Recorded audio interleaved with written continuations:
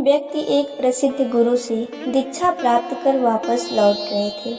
गुरुजी ने उन्हें आध्यात्मिक ज्ञान के साथ साथ व्यवहारिक होने की भी सीख दी थी।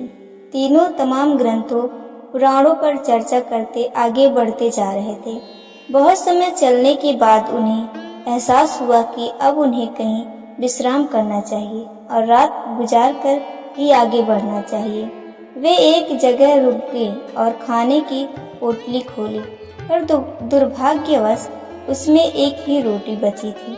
तीनों ने सोचा कि इसे बांटकर खाने से किसी की भूख नहीं मिटेगी, अच्छा होगा कि कोई एक ही इसे खा ले। पर वो एक व्यक्ति कौन हो ये कैसे पता चले? क्योंकि वे आध्यात्मिक अनुभव कर लौट रहे थे, इसलिए तीनों ने तय किया कि इसका निर्णय वे भगवान पर छोड़ देंगे।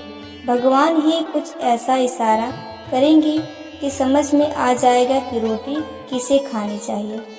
और ऐसा सोचकर वे तीनों लेट गए। थके होने के कारण जल्द ही सबकी आंखें लग गई। जब अगली सुबह वे उठे तो पहले व्यक्ति ने कहा, कल रात मेरे सपने में एक देवदूत आए। वे मुझे स्वर्ग की सैर पर ले गए। सचमुच इससे पहले मैंने कभी ऐसे दृश्य नहीं देखे थे। असीम शांति, असीम सौंदर्य मैंने हर जगह देखे। और जब मैं भ्रमण के अंतिम चरण में था तो सफ़ेद वस्त्र पहने एक महात्मा ने मुझसे कहा, पुत्र ये रोटी लो, इसे प्रसाद समझो और अपनी भूख मिटाओ। पहले व्यक्ति ने अपनी बात खत्म ही की थी कि दूसरा व्यक्ति बोला, कितनी अजीब बात है, मैंने भी बिल्कुल ऐसा ही सपना देखा। और अंत में एक महात्मा ने मुझे स्पष्ट निर्देश दिया कि मैंने जीवन भर लोगों का भला किया है, इसलिए रोटी पर मेरा ही हक बनता है। उन दोनों की बातें सुन तीसरा व्यक्ति चुपचाप बैठा था। तुमने क्या सपना देखा? पहले व्यक्ति ने पूछा।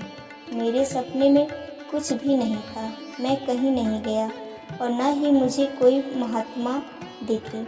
लेकिन रात में जब एक बार मेरी नींद टूटी तो मैंने उठकर रोटी खा ली।